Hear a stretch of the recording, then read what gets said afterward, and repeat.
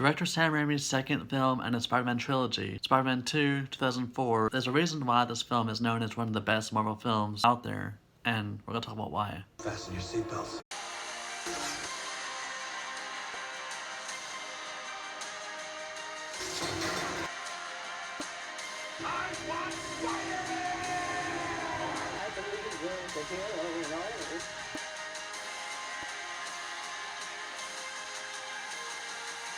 In face value, we see a beaten down man, but every day he gets the short end of the stick, and he's a person before he's a hero. That's what makes him so vulnerable, so relatable to us all. Why so many people resonate with Spider-Man so much. It's not just the awesome powers and everything, it's what's, under the suit.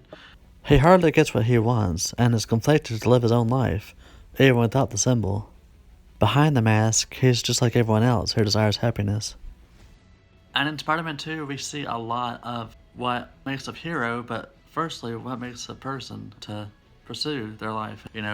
Without that, he starts losing his powers, he starts feeling tired, not having life of his own. He can't balance his life between human and hero, and that's one of the most intriguing parts of the story. This sequel, it does everything a sequel should.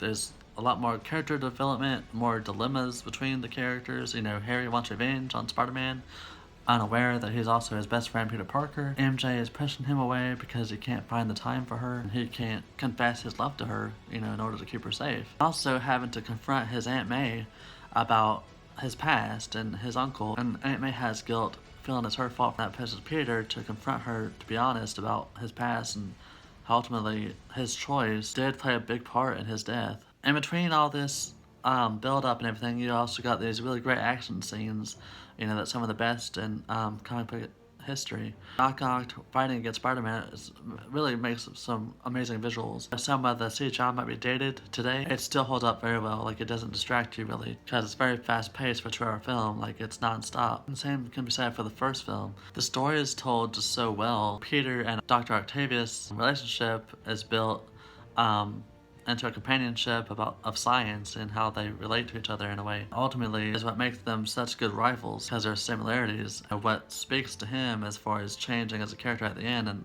he realizes what he's doing is wrong. It's really poetic. And Alfred Molina as Doc Ock was perfect casting. You couldn't have gotten a better actor to play that part. MJ finally says at the end, it's wrong to only be half alive, half of ourselves. I can't praise the writing enough. It's great. The way it's delivered by the cast is, makes it even better. And that's what Peter needed to hear, because he was always living this double life that he couldn't put together. And dealing with emotional baggage like this, it does take a toll on our lives, and how we can sometimes forget our purpose and what's more important. This film is full of scenes that's some of the best. One of my favorites is when Aunt May speaks to Peter about, how there's a hero in all of us, and how it gives us strength and keeps us honest. Not only inspires him, but everyone that's watching. Sally Field is maybe one of my favorite actresses, from The Amazing Spider-Man, but Rosemary Harris is Aunt May. So when it comes to Marvel films, you really can't step it up from there. I give Spider-Man 2 a 10 out of 10.